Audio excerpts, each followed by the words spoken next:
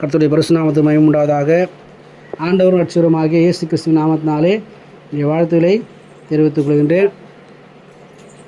இந்த நாளில் நான் கொஞ்சம் சிரமப்பட்டு தான் வந்தேன். சோர்ந்து போகாமல் வாங்க, கர்த்தர் உங்களுக்கு நன்மை செய்வார். நாம் எந்த அளவுக்கு கடவுளுக்காக தியாகம் செய்கிறோமோ அந்த அளவுக்கு கடவுள் நமக்கு நன்மைகளை செய்வார். கடவுள் நமக்காக ஜீவனை கொடுத்துருக்கிறார். அதை காட்டிலும் பெருசு வேறு ஒன்றும் கிடையாது. நாம் என்ன செய்ய போகிறது கிடையாது, ஜீவன் கொடுக்க போகிறது கிடையாது. அப்படி தானே? யாராவது உயிரை கொடுப்போமா? யாராவது உயிரை கொடுக்கணும், உயிரை கொடுக்கணும். ஒரு சூழ்நிலை வந்தால் கொடுக்கணும். ரத்த சாட்சியாக நம்ம என்ன செய்யலாம், மறிக்கவும் தயாராக இருக்கலாம். அப்படி இருக்கும்போது நிச்சயமாக கர்த்தர் என்ன செய்வார், நம்மை எடுத்து பயன்படுத்துவார்.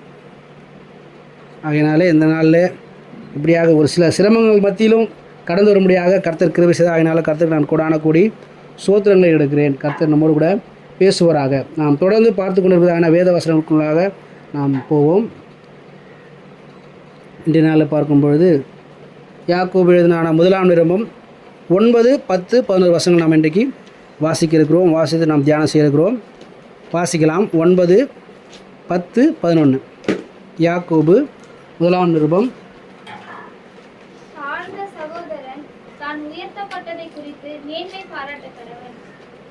ஐஸ்வர்யவான் தான் தாழ்த்தப்பட்டதை குறித்து மேன்மை பாராட்ட கடவன். ஏனெனில் அவன் புல்லின் பூவை போல் ஒளிந்து போவான். சூரியன் கடும் வெயிலுடன் உதித்து புல்லை உலர்த்தும் போது அதன் பூ உதிர்ந்து அதன் அழகான வடிவு அழிந்து போம். ஐஸ்வர்யவானும் அப்படியே தன் வழிகளில் வாடி போவான். அல்லேலூயா. இந்த இடத்துல பார்க்குறோம், தாழ்ந்த சகோதரன் தான் உயர்த்தப்பட்டதை குறித்து மேன்மை பாராட்ட கடவன். பெருமையாக சொல்லிக்கலாம். யார் தாழ்மையாக இருந்து உயர்த்தப்படும் போது என்ன செய்யலாம், பெருமையாக சொல்லிக்கலாம். அது எல்லாரும் செய்கிறதான காரியம்தான். இப்போ ஐஸ்வர்யவானாக இருக்கிறவன் தாழ்த்தப்படும் போது அவன் பெருமையாக சொல்ல முடியுமா? சொல்ல முடியாது. ஐயோ, நான் பணக்காரனாக இருந்தால் ஏழை ஆகிட்டேன்னு பெருமையாக சொல்லுவானா? ஆனால் அவனும் சொல்ல வேண்டியதாக ஒரு சூழ்நிலை வரும். ஏன் அப்படி தான் நம்ம பார்க்க போகிறோம். அது மாத்திரமில்லை, அப்படி 2 பேரும் செய்கிறதுக்கான காரணம் என்னென்னாக்கா, தாழ்ந்த சகோதரன் உயர்த்தப்பட்டது என்று சொன்னால் பணக்காரனாக ஆகிறது கிடையாது, பெரிய வசதி படைச்சி ஒரு செல்வந்தனாக ஆகிறதான காரியத்தை அங்கே சொல்லலை. கர்த்தர் என்ன செய்கிறான், தாழ்மையில் இருக்கிறவங்கள உயர்த்துகிறார். தாழ்ந்த சகோதரன் உயர்த்தப்பட்டதுன்னு சொன்னால் தாழ்மையில் இருக்கிற கடவுளுக்கு முன்னாடி தன்னை தாழ்த்துகிற மக்கள் என்ன செய்கிறாங்க, ரட்சிக்கப்படுகிறாங்க. கடவுளுக்கு முன்னாடி தன்னை தாழ்த்துறவங்க அவங்க என்ன செய்வாங்க, ரட்சிக்கப்படுவாங்க. யாரெல்லாம் ரட்சிக்கப்பட்டிருக்காங்களோ அவங்களாம் சொல்லலாம் என்னென்னு பெருமையாக சொல்லலாம், நான் என்ன செஞ்சுருக்கேன், உயர்த்தப்பட்டிருக்கிறேன். நம்ம பாவத்தின் சூழ்நிலையில், விக்கிரக ஆராதனையின் சூழ்நிலையில், இன்னும் அதிகமான கடவுளை அன்பை பெற்றுக்கொள்ள முடியாதான ஒரு உலையான ஒரு சூழ்நிலை சேற்றில் இருந்தோம். அப்போது கர்த்தர் என்ன செய்தார், நம்மை தூக்கி எடுத்தார், உயர்த்தினார். அதுதான் ரட்சிப்பு. அப்படி கர்த்தர் நம்மை உயர்த்தினபடினாலே, நம்மை காப்பாற்றி உயர்த்தி ரட்சித்து வைத்திருக்கிறபடினால நாம் என்ன செய்யலாம், மேன்மையாக சொல்லலாம். கர்த்தர் என்ன செஞ்சார், உயர்த்தினார். கர்த்தர் என்னை ரட்சித்திருக்க, நான் ரட்சிக்கப்பட்டிருக்கிறேன், நான் காப்பாற்றப்பட்டிருக்கிறேன். இன்றைக்கு நான் மரித்தாலும் எங்கே போவேன், நித்தியத்துக்கு நேராக நான் போவேன்னு சொல்லி உறுதியாக யாரெல்லாம் சொல்ல முடியுமோ அவங்க என்ன செய்யலாம், பெருமையாக பேசலாம். நான் ரட்சிக்கப்பட்டிருக்கிறேன்னு சொல்லி. அந்த உறுதி இல்லாதவங்க என்ன செய்ய முடியாது, சொல்ல முடியாது.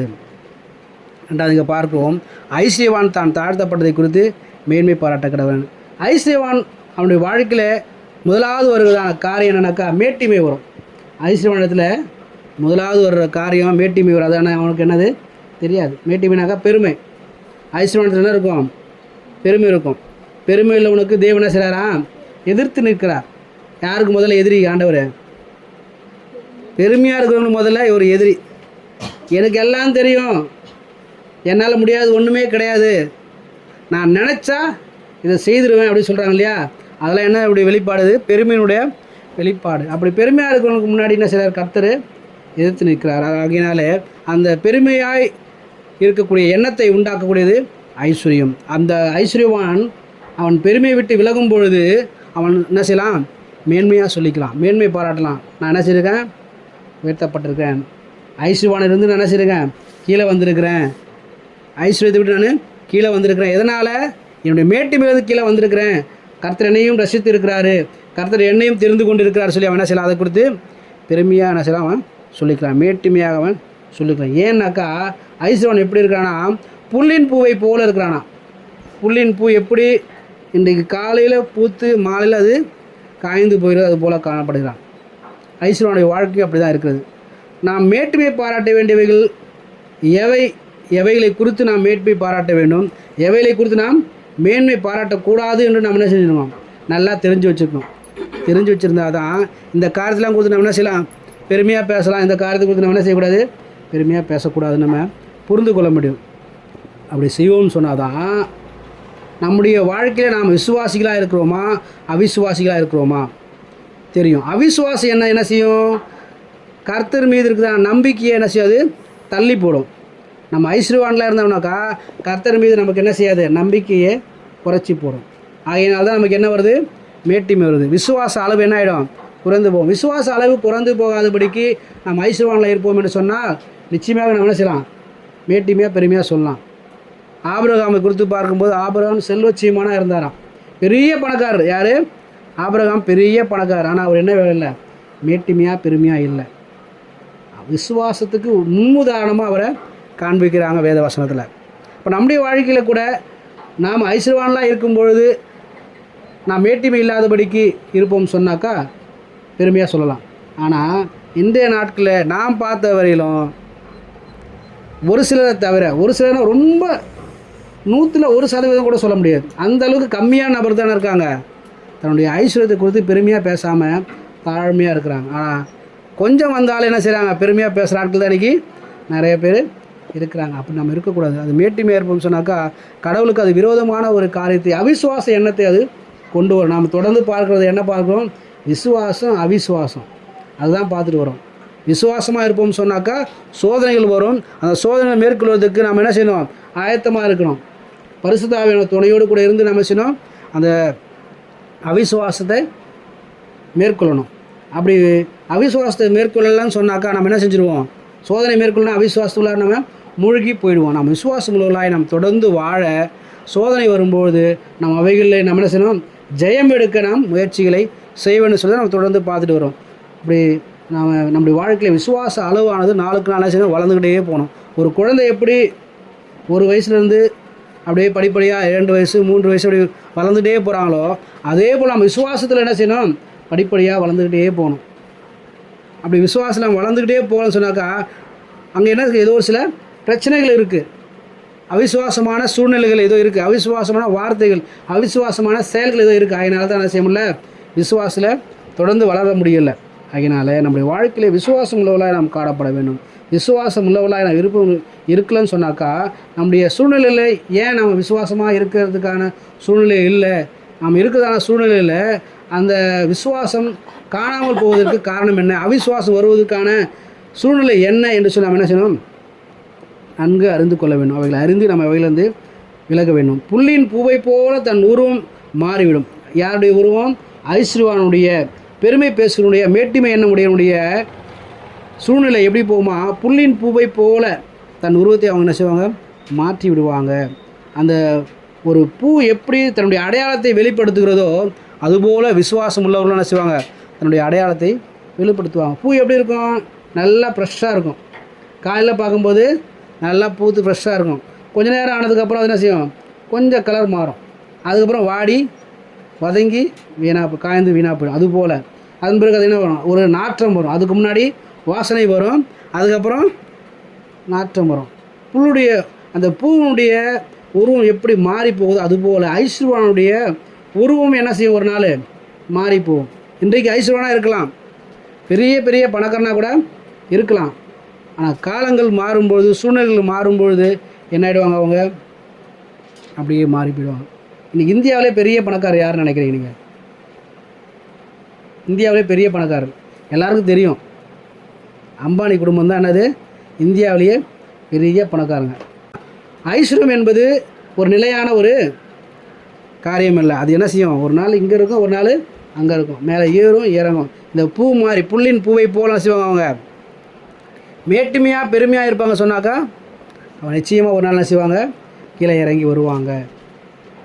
கடவுளை பிள்ளைங்க என்ன செய்வது, அப்படி ஒரு நாளும் மேட்டுமையாக நடத்தோடு கூட இருக்கக்கூடாது என்பது சுட்டி காண்பிக்கும் வண்ணமாக தான் இந்த வசனங்கள் நமக்கு சொல்லுகிறது. நம்ம தொடர்ந்து வாசிக்கும்போது 9ஆம் வசனத்தில் பார்க்கிறோம், என்ன பண்ணுவோம்? தாழ்ந்த சகோதரன் தான் உயர்த்தப்பட்டதை குறித்து மேன்மை பாராட்ட கடவன். அப்போ மேன்மை பாராட்டக்கூடாத காரியம் இருக்குது.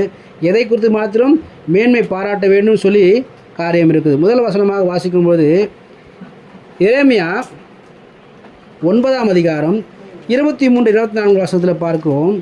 எவைகளை குறித்து நாம் மேன்மை பாராட்ட வேண்டும், எவைகளை குறித்து நாம் மேன்மை பாராட்டக்கூடாது. எரேமியா 9:23-24.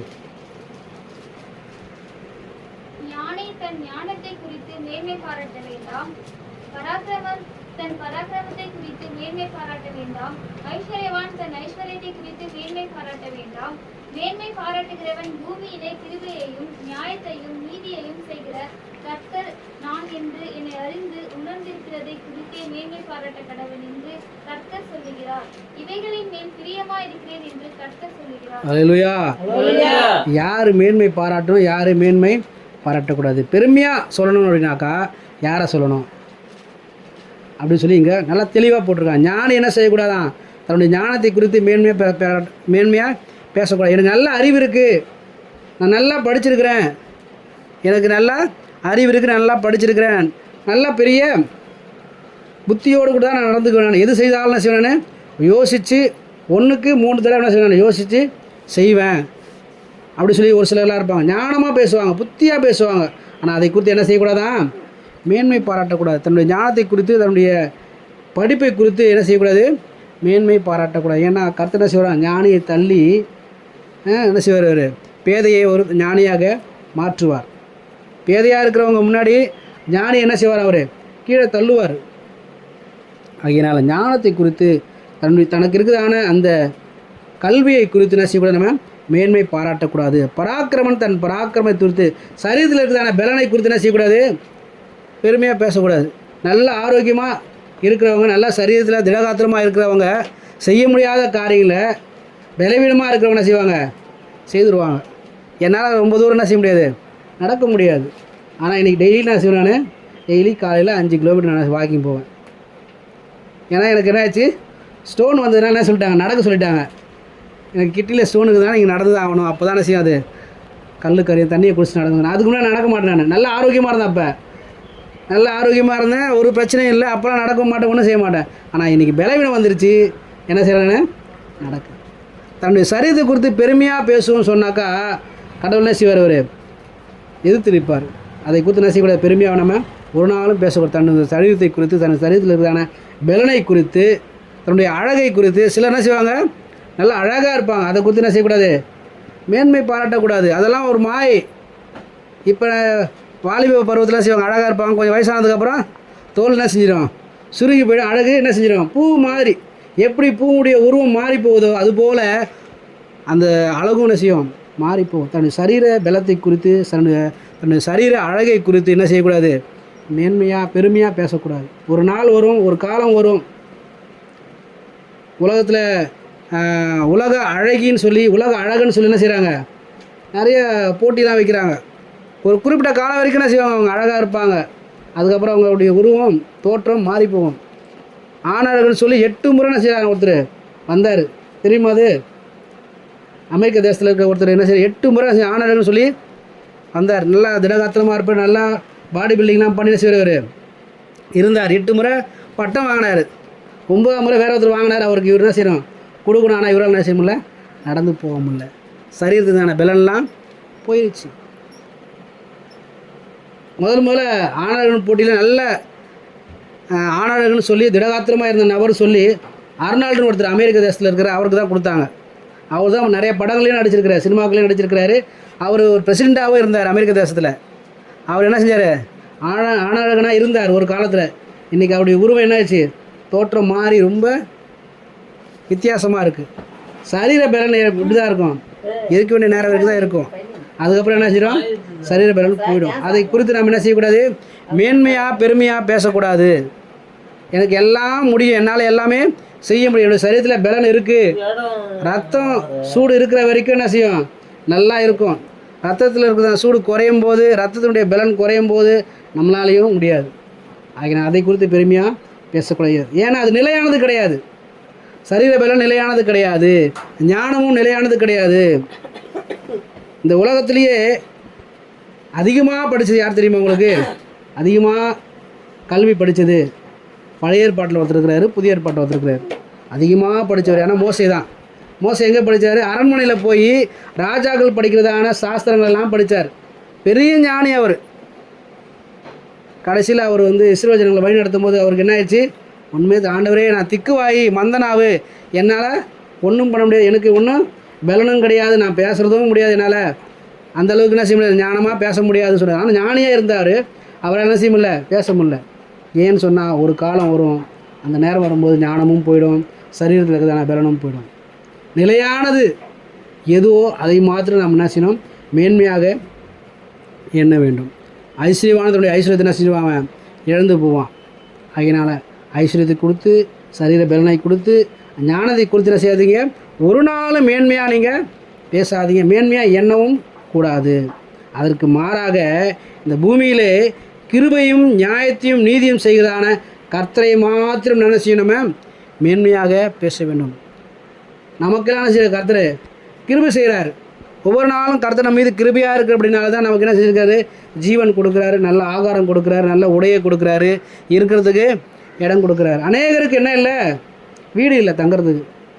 அநேகர் என்ன செய்கிறாங்க, சாலை ஓரங்களில் இருக்கிறாங்க, வீடு இல்லாமல் கஷ்டப்பட்டுட்டு இருக்காங்க. ஆனால் கர்த்தர் நமக்கு நல்ல ஒரு வீடு கொடுத்துருக்குறார். இந்த வீடு இல்லாத அநேக மக்கள் பார்க்கும்பொழுது அவங்களே காட்டில் கர்த்தர் என்ன செய்கிறார், நமக்கு நல்ல ஒரு வீடு கொடுத்துருக்குறார். அநேகர் ட்ரெஸ் இல்லை, நம்ம விதவிதமான வச்சுருக்கோம், ட்ரெஸ்ஸு போடுறோம், ஒவ்வொரு நாளும் ஒவ்வொரு ட்ரெஸ் போடுற அளவுக்கு கடவுள் வச்சுருக்க நமக்கு கொடுத்துருக்குறார். சாப்பாட்டுக்கு வழி இல்லாமல் இருக்கிறாங்க. கணக்கெடுப்பின்படி பார்த்தாக்கா இந்திய தேசத்தில் ஒரு நாளைக்கு ஒரு வேளை சாப்பாடு கூட சாப்பிட்றதுக்கு வழி இல்லாத மக்கள் அதிகமாக இருக்கிறாங்க. ஒரு வேளை சாப்பாடு கூட சாப்பிட்றதுக்கு வழி இல்லாமல் கஷ்டப்படுறதான மக்கள் இந்திய தேசத்தில் அதிகமாக இருக்காங்க சொல்லி ஒரு கணக்கெடுப்பு சொல்லுது. ஆனால் நமக்கு என்ன செய்கிறார் கடவுள், 3 வேளை நல்லா சாப்பாடு தரார். இந்த சாப்பாடு பிடிக்கலாம், வேறு சாப்பாடு, அந்த அளவுக்கு ஆப்ஷன் மாத்திர அளவுக்கு கடவுள் செய்கிறார் நமக்கு. ஏன் சொல்லணும்னா கர்த்தர் மீது கிருபியாக இருக்கிறார். அந்த கிருபியாக இருக்கிற கர்த்தரை கொடுத்து நம்ம என்ன செய்யணும், மேன்மையாக பேசணும், மேன்மை பாராட்ட வேண்டும். கர்த்தர் எனக்கு நன்மை செய்கிறார், ஒவ்வொரு நாளும் குறைவில்லாமல் நடத்துகிறாரு சொல்லி நாம் கர்த்தரை குறித்து மேன்மையாக பேசலாமே தவிர தன்னுடைய சரீர பலத்தை குறித்தோ ஞானத்தை குறித்தோ ஐஸ்வர்யத்தை குறித்தோ நம்ம என்ன செய்யக்கூடாது, மேன்மையாக பேசக்கூடாது. கர்த்தர் நியாயத்தை செய்கிறவர். நியாயத்தை சொன்னால் நமக்கு அநேக நேரங்களில் ஒரு சிலர் கூட வழக்கு உண்டாகும். நமக்கு நியாயமாக கிடைக்க வேண்டிய காரியத்தை கர்த்தர் செய்வார், நிச்சயமாக செய்வார். நம்ம அநியாயமாக இருப்போம் சொன்னாக்கா நமக்கு அநியாயம் கிடைக்கும். நம்ம நியாயமாக இருப்போம் சொன்னாக்கா நியாயமாக நமக்கு கிடைக்க வேண்டிய காரியங்களை கர்த்தர் நமக்காக என்ன செய்வார், ஒரு நியாயம் செய்வார். மனிதர்கள் நியாயம் செய்கிறது அந்த சூழ்நிலைக்கு ஏற்றா போல் இருக்கலாம். நேரங்காலம் பார்த்து நியாயம் செய்வாங்க சிலர்.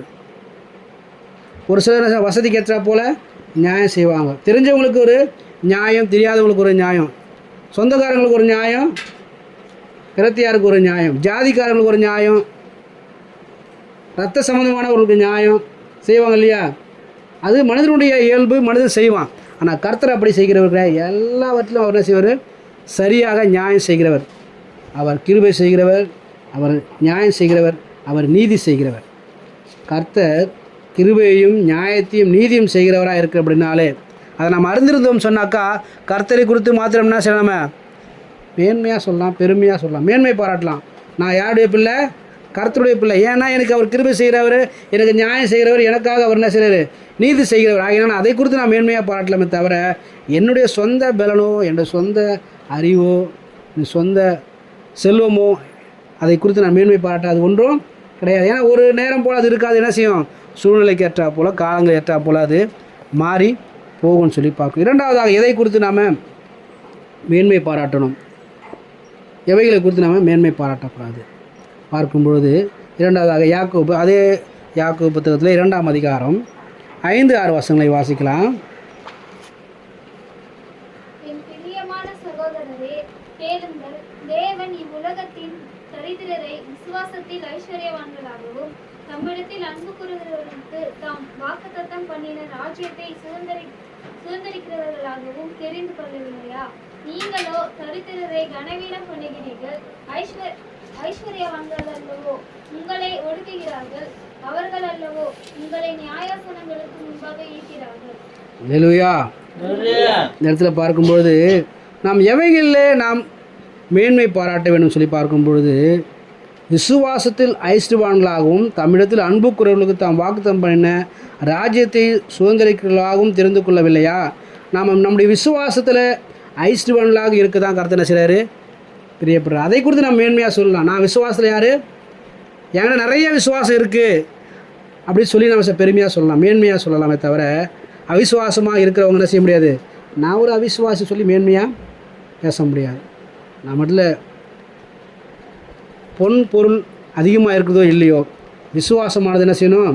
அதிகமாக இருக்கணும். ஐஸ்வர்யவான் எப்படி ஒரு சில காரியங்களை குறித்து தன்னத்தில் இருக்குதான வீட்டை குறித்து, தன்னத்தில் இருக்குதான பணங்களை, வெள்ளி பொன்னை குறித்து, தன்னத்தில் இருக்குதான வாகனங்கள், வேலைக்காரர்கள், இவையெல்லாம் குறித்து பெருமையாக பேசும். எனக்கு இவ்வளோ இடங்கள் இருக்குது, எனக்கு இத்தனை பேர் வேலை செய்கிறாங்க, நான் இவ்வளோ கம்பெனி வச்சுருக்கிறேன், நான் இவ்வளோ செல்வம் வச்சுருக்கேன்னு சொல்லி அவன் பெருமையாக பேசுகிறானோ, அதை காட்டிலும் விசுவாசத்திலே இந்த அளவுக்கு நான் உயர்ந்திருக்கிறேன், விசுவாசத்தில் தான் இந்த எல்லா காரியத்தையும் செய்கிறேன், விசுவாசத்தில் தான் என்னுடைய வாழ்க்கையை நான் நடத்துகிறேன்னு சொல்லி நீங்கள் என்ன செய்யலாம்? அதில் ஐஸ்வர்யங்களாய் மாறி அதை பெருமையாக நீங்கள் பேசலாம். ஒவ்வொரு நாளும் விசுவாசத்தில் வாழணுன்றது குறித்து இந்த வசனம் சொல்லுகிறது. நம்முடைய வாழ்க்கையானது ஒவ்வொரு நாளும் எவைகளை முன்வைத்து செய்ய வேண்டும்? முத்து, நம்ம எதில் அதிகமாக நம்முடைய கவனத்தை செலுத்தணும்? விசுவாசத்தில் என்ன செய்யணும்? அதிகமாக நம்முடைய கவனத்தை செலுத்தணும். விசுவாசம் என் வாழ்க்கைக்கு என் வாழ்க்கை என்ன தான் முக்கியம்? விசுவாசம்தான் முக்கியம். நான் விசுவாசமாக தான் இருப்பேன். யார் மேலே விசுவாசமாக இருப்பேன்? தேவன் மீது நான் விசுவாசமாக இருப்பேன். இயேசு கிறிஸ்து மீது நான் என்ன செய்வேன்? விசுவாசமாக இருப்பேன் அப்படி சொல்லி நம்ம அவைகள் மீது விசுவாசம் உள்ளவர்களாக நம்ம இருப்போம்னு சொன்னால் பெருமையாக பேசலாம். என்ன செய்யலாம்? பெருமையாக பேசலாம். நான் ஒரு விசுவாசி, இயேசு கிறிஸ்துனுடைய விசுவாசி. பேசிட்டு வார்த்தையில் பேசிட்டு நம்முடைய கிரியையில் இல்லைன்னு சொன்னால், விசுவாசம் சொல்லணும் இல்லைன்னு சொன்னால் அது என்ன கிடையாது? ஒரு சரியான ஒரு செயல் கிடையாது. அது அவிசுவாசமான ஒரு செயலை காட்டக்கூடியதாக இருக்கும். நம்ம அநேக நேரம் நம்ம என்ன செய்யறோம்? பேசுகிறோம், நானும் யார்?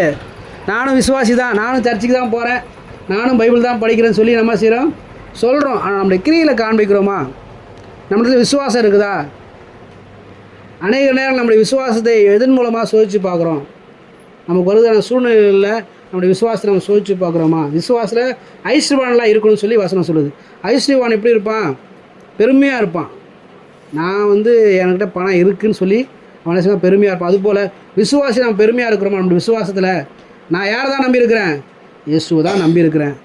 எனக்கு அவர் தான் எல்லாம் செய்கிறாரு. மனுஷனுடைய எனக்கு உதவி தேவையில்லை, மனுஷனுடைய இறக்கம் எனக்கு தேவையில்லை. உங்களால் சொல்ல முடியுமா? முடியாது. ஏன்? விசுவாசம் நமக்கு குறைவாக இருக்குது. விசுவாசம் அதிகமாக இருக்கிறவங்க என்ன செய்ய மாட்டாங்க? பிள்ளைங்க என்னை காப்பாற்றினாலும் சரி, காப்பாற்றினாலும் சரி, நான் யாருக்கு சாட்சியாக வாழ்வேன்? ஆண்டவருக்கு சாட்சியாக வாழ்வேன். என்னுடைய கனவை என்னை காப்பாற்றினாலும் சரி, என்னுடைய மனைவி என்னை காப்பாற்றினாலும் சரி, காப்பாற்றினாலும் சரி, என்னுடைய பெற்றோர் என்னை காப்பாற்றினாலும் சரி, காப்பாற்றினாலும் சரி, என்னை வழி நடத்தினாலும் சரி, சோறு போடனாலும் பரவாயில்ல, நான் யாருக்கு சாட்சியாக இருப்பேன்? ஆண்டவருக்கு சாட்சியாக இருப்பேன்னு சொல்லி உங்களுடைய விசுவாசத்தை நீங்கள் ஒவ்வொரு நாளும் அறிக்கை செய்வீங்க சொன்னால், விசுவாசத்தை வெளிப்படுத்துவீங்க சொன்னால், அதுதான் விசுவாசத்தில் ஐஸ்வர்யவான்களாக இருக்குது. அதுதான் மேன்மை பாராட்டுகிறது. விசுவாசத்தை குறித்து மேன்மை பாராட்டுகிறது.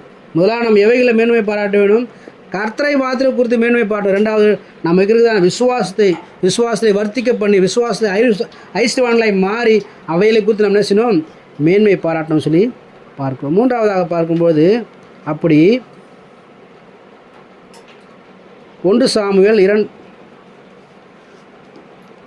லூக்கா 1ஆம் அதிகாரம் 52ஆம் வசனம். லூக்கா 1:52.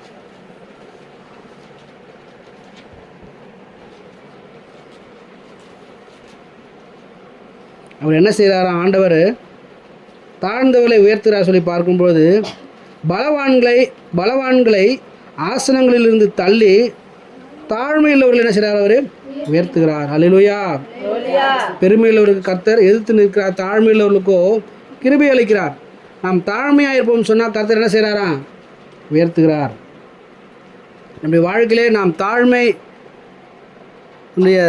எண்ணமானது தாழ்மையாக இருக்கும் சொன்னால், நம்முடைய பேச்சானது தாழ்மையாக இருக்கும் சொன்னால், பணிவாக இருக்கும் சொன்னாக்கா நிச்சயமாக கர்த்தர் என்ன செய்கிறாராம்? உயர்த்துகிறார் என்று சொல்லி பார்க்கிறோம். நாம் பெருமை பாராட்ட வேண்டியதான காரியங்களில் கர்த்தரை குறித்து பெருமை பாராட்டணும். விசுவாசத்தில் ஐஸ்வர்யவான்களாகிறது குறித்து நாம் பெருமை பாராட்டணும். நாம் அப்படி பெருமை பாராட்ட நம்மை தாழ்த்தும் போது நிச்சயமாக கர்த்தர் என்ன செய்கிறாரு? நம்மை உயர்த்துகிறார் என்று சொல்லி இங்கே பார்க்கிறோம். ஏழையான தன்னுடைய சகோதரனை நாம் மறக்கக்கூடாது. வசனம் சொல்கிறது, தாழ்மையாக இருக்கிறவங்களை கர்த்தர் என்ன செய்கிறது கிடையாதான், மறக்கிறதே கிடையாது. உபாகமம் 5ஆம் அதிகாரம் 15ஆம் அதிகாரம் உபாகமம் 15ஆம் அதிகாரம் 7, 9, 11 வசனங்களில் இப்படியாக சொல்லப்பட்டிருக்குது. ஏழை சகோதரனை செய்யக்கூடாமல் மறக்கக்கூடாது. நம்முடைய உடன் பிறந்ததான சகோதர சகோதரிகளை நாம் ஒரு நாளும் மறக்கக்கூடாது. உன் தேவனாகிய கர்த்தர் உனக்கு கொடுக்கும் தேசத்தின் எந்த வாசலிலும் உன் சகோதரில் எளிவனாக ஒருவன் இருந்தால், எளிவனாகிய உன் சகோதரனுக்கு உன் இருதயத்தை கடினமாக்காமலும் உன் கையை மூடாமலும் விடுதலை வருஷமாகிய 7ஆம் வருஷம் கிட்டி வருகிறது என்று சொல்லி உன் இருதயத்திலே பொல்லாத நினைவு கொண்டு உன் ஏழை சகோதரனுக்கு கொடாமல் மறுத்து அவன் மேல் வன்கண் வைக்காதபடிக்கு அவன் உன்னை குறித்து கர்த்தரை நோக்கி அபயமிடாதபடிக்கு எச்சரிக்கையாயிரு. அப்படி செய்வாயானால் அது உனக்கு பாவமாயிருக்கும். தேசத்திலே எளியவர்கள் இல்லாதிருப்பதில்லை. ஆகையால் உன் தேசத்திலே சிறுமைப்பட்டவனும் எளிமையுமாகிய உன் சகோதரனுக்கு உன் கையை தாராளமாய் திறக்க வேண்டும் என்று நான் உனக்கு கட்டளிடுகிறேன் என்று சொல்லி இங்கே வசனம் சொல்லப்பட்டிருக்கு. இங்கே என்ன சொல்லப்பட்டிருக்குனாக்கா, ஏழை சகோதரன் உடன் பிறந்தவர்கள் கஷ்டப்படும் பொழுது, அவர்கள் மிகவும் ஒடுக்கப்பட்டு இருக்கும்பொழுது அவர்களுக்கு நம்மால் இயன்றதான காரியங்களை நம்ம செய்யணும். அது என்ன செய்கிறாராம், அப்படி தாழ்மையாக இருக்கிற அந்த ஏழை சகோதரன் உடன் பிறந்தவர்கள் சபை மக்கள் அப்படி தாழ்மையாக கஷ்டப்பட்டு இருக்கும்போது அவங்க இடம் செய்யணுமா, நம்ம கை கொடுக்கணும், அவர்களுக்கு தோள் கொடுக்க வேண்டும், அவர்களுக்கு உதவிகளை நம்ம செய்ய வேண்டும். இந்த இடத்துல பார்க்கும்பொழுது அந்த நாட்களில் கர்த்தர் அவங்களுக்கு ஒரு கட்டளையாக உடன்படிக்கையாக கொடுத்திருந்தார். உன்னுடைய சகோதரன் உடனே வருத்தத்தோடு கூட கஷ்டத்தோடு கூட தேவையோடு கூட வரும்பொழுது அவனுக்கு உதவி செய்ய வேண்டியது உன்னுடைய கடமையாக இருக்குது. அவனுக்கு என்ன செஞ்சிடாத, நீ உதவி செய்யாமல் அவனை விட்டுடாத. அவன் அப்படி நீ உன்னத்துலேருந்து வரதான உதவியை எதிர்பார்த்து வரும்பொழுது நீ அவனுக்கு உதவி செய்யலைன்னு சொல்லி அவன் இடத்துல முறையிட்டானாக்கா நிச்சயம் என்ன செய்வேன், நான் கேட்டு அவனுக்கு பதில் கொடுப்பேன். இப்போ எனக்கு ஒரு அண்ணா இருக்காங்க, ஒரு அக்கா இருக்கிறாங்க, ஒரு தம்பி இருக்கிறாங்க. நான் 4 பேர் எங்கள் வீட்டில். நாங்கள் 4 பேர் எங்கள் வீட்டில் இருக்கும்பொழுது எல்லாம் தனித்தனியாக இருக்கிறோம். இப்போ 4 பேர் தனித்தனியாக இருக்கும்பொழுது நான் மட்டும் நல்லா வசதியாக இருந்து அவங்களாம் கஷ்டப்படுறாங்க அப்படின்னு நான் கேள்விப்படும்போது அவங்களுக்கு நான் உதவி செய்யலைன்னு சொன்னால் அது எனக்கு பாவமாக இருக்கும்.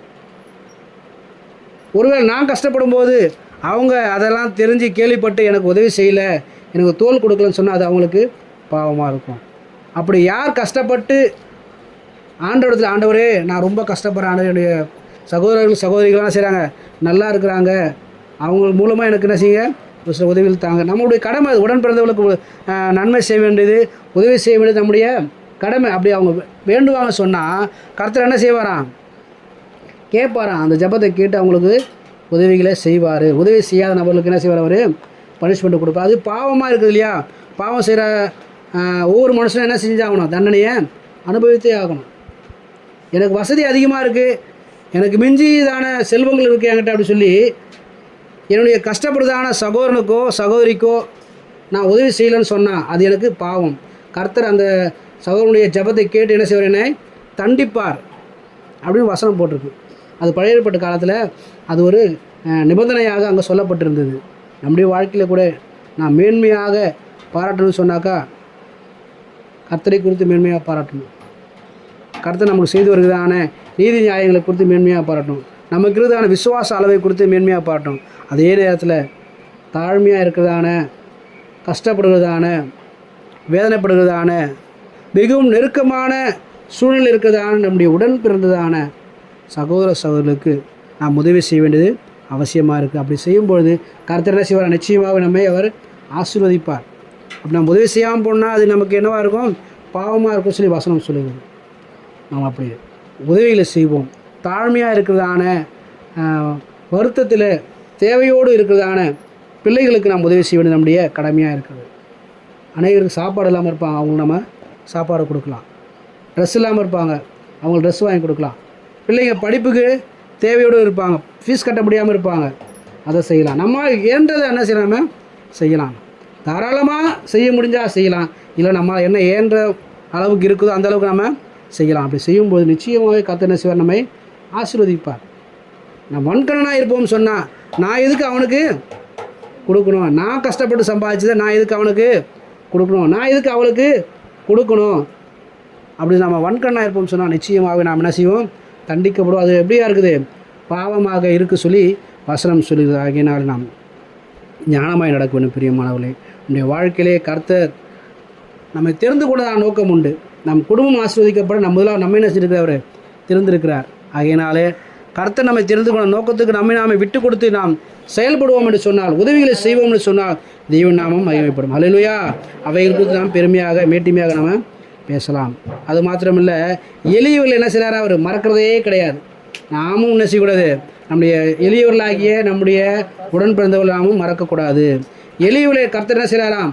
உயர்த்துகிறார் என்று சொல்லி வசனத்தில் வாசிக்கிறோம். 1 சாமுவேல் 2:8 வாசிக்கிறோம். அவர் சிறியவனை புதிலிருந்து எடுத்து எளியவனை குப்பையிலிருந்து உயர்த்துகிறார். அவர்களை பிரபுக்களோடு உட்காரவும் மகிமையில சிங்காசனத்தை சுதந்திரிக்கவும் பண்ணுகிறார். பூமியின் அஸ்திபாரங்கள் கர்த்தருடையவைகள், அவரே அவைகளின் மேல் பூச்சரத்தை வைத்தார்னு சொல்லி இந்த வசனம் சொல்கிறது. எளியவனை குப்பையிலிருந்து உயர்த்துகிற தேவன். அல்லேலூயா, அல்லேலூயா. எளிய சகோதரனை சகோதரி என்ன செய்கிறார்? கர்த்தர் உயர்த்துகிறார். நாம் எப்படிப்பட்டதான சூழ்நிலை இருந்தாலும் சரி, கஷ்டமான சூழ்நிலை இருந்தாலும் சரி, நெருக்கமான சூழ்நிலை இருந்தாலும் சரி, பிச்சைக்கார மாதிரி இருந்தாலும் சரி, கர்த்தர் நம்மை அவர் என்ன செய்திருக்கிறாரு? முன் குறித்திருக்கிறார். நம்மை அவர் என்ன செய்வார்? நிச்சயமாகவே உயர்த்துவார். அவர் என்ன செய்கிறது கிடையாது? மறக்கிறது கிடையாது. மனுஷங்க மறந்து போவாங்க. மனுஷங்க என்ன செய்வாங்க?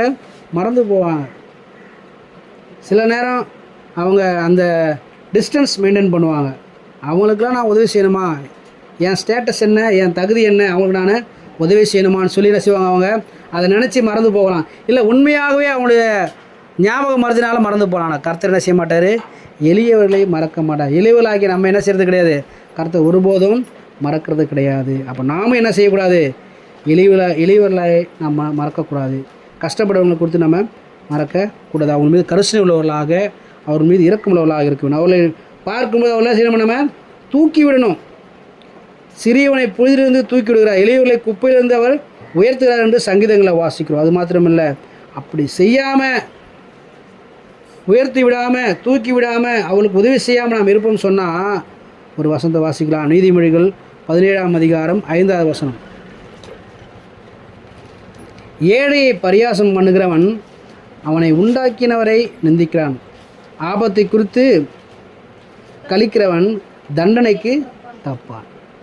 என்ன செய்ய மாட்டான்? அவன் தண்டனைக்கு தப்பிக்க மாட்டான். கஷ்டப்படுறவங்கள பார்த்து பரியாசம் பண்ணுறவன், ஏழையாக இருக்கிறவங்கள பார்த்து கிண்டல் பண்ணுறவங்க என்ன செய்ய மாட்டாங்க? தப்பிக்கவே மாட்டாங்க. தண்டனைக்கு தப்பிக்கவே மாட்டாங்க. நாம் ஒரு நாளும் அப்படி என்ன செய்யக்கூடாது? எளியவங்களை பார்த்து முகம் சுளிக்கக்கூடாது. முகம் சுளிக்காதபடிக்கு அவர்களுக்காக மனம் இறங்கி அவர்களுக்காக ஜெபித்து நம்மால் இயன்றதை அவருக்கு நாம் செய்யும்பொழுது நிச்சயமாகவே கர்த்தர் என்ன செய்வார்? நம்மை நடத்துவார், நம்மை ஆசீர்வதிப்பார். நாம் தண்டனைக்கு நாம் தப்பிக்கிறவர்களாய் காணப்படுவோம். பிரியமானவர்களே, நாம் மேன்மை பாராட்ட வேண்டியதான காரியம், கர்த்தர் எனக்கு நன்மை செய்கிறார், கர்த்தர் எனக்கு நீதி நியாயம் செய்கிறார், கர்த்தர் எனக்கு கிருபை செய்கிறார்னு சொல்லி கர்த்தரை குறித்து நாம் மேன்மை பாராட்டணும். விசுவாசத்திலே நான் ஐஸ்வர்யவானாக இருக்கிறேன் என்று சொல்லி விசுவாசத்தில் ஐஸ்வர்யவானாய் மாறுவதை குறித்து நாம் மேன்மை பாராட்டுமே தவிர மற்றபடி தனக்கு இருக்கிறதான ஞானத்தை குறித்து, சரீர பலத்தை குறித்து, ஐஸ்வர்யத்தை குறித்து நம்ம ஒரு நாளும் மேன்மை பாராட்டக்கூடாது. நம்முடைய உடன் பிறந்ததான சகோதரன் தாழ்த்தப்பட்டு இருக்கும்பொழுது அவளுக்கு நம்ம என்ன செய்யணும்? உதவி செய்யணும். அவர்களை குறித்து நம்ம அக்கறை உள்ளவர்களாக, கரிசனவர்களாக இருக்கணும். தாழ்மையாக இருக்கிற மக்களை குறித்து என்ன செய்கிறாராம்? கர்த்தர் அவர்களை குறித்து அக்கறை உள்ளவராக இருக்கிறார். அதனால தான் அவர்கள் செய்கிறாரு, கஷ்டப்படும்போது அவர்களை தூக்கி விடுகிறாரு. நம்ம என்ன செய்கிறாரு? அதை செய்ய சொல்கிறார்.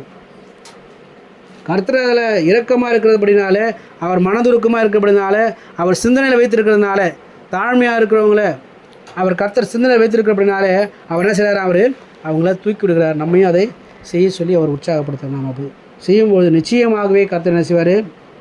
நம்மை ஆசீர்வதிப்பார். நம்முடைய வாழ்க்கையிலே அவைகளை குறித்து நாம் மேன்மை பாராட்டும் போது நிச்சயமாகவே கர்த்தர் நம்முடைய வாழ்க்கையிலே நம்மை குறித்து என்ன செய்வார்? மேன்மையாக சொல்ல, இவன் என்னுடைய நேசகுமாரன் எப்படி இயேசு கிறிஸ்துவை பார்த்து பிதா சொன்னாரோ அதுபோல் இவனுடைய குமாரன், இவள் என்னுடைய குமாரத்தி என்று நம்மையும் குறித்து அவர் என்ன செய்வார்? மேன்மையாக சொல்லுவார், சாட்சியாக சொல்லுவார். நம்முடைய வாழ்க்கையை நாம் மேன்மை பாராட்ட வேண்டியதான காரியங்களை குறித்து நாம் அறிந்து எவைகளை மேன்மை பாராட்டணும், எவைகளை மேன்மை பாராட்டக்கூடாது என்று அறிந்து நாம் செயல்படும்போது நிச்சயமாகவே என்ன செய்வார்? அவர் நம்மை குறித்தும் அவர் மேன்மையாக பேசுவார். நாம் இந்த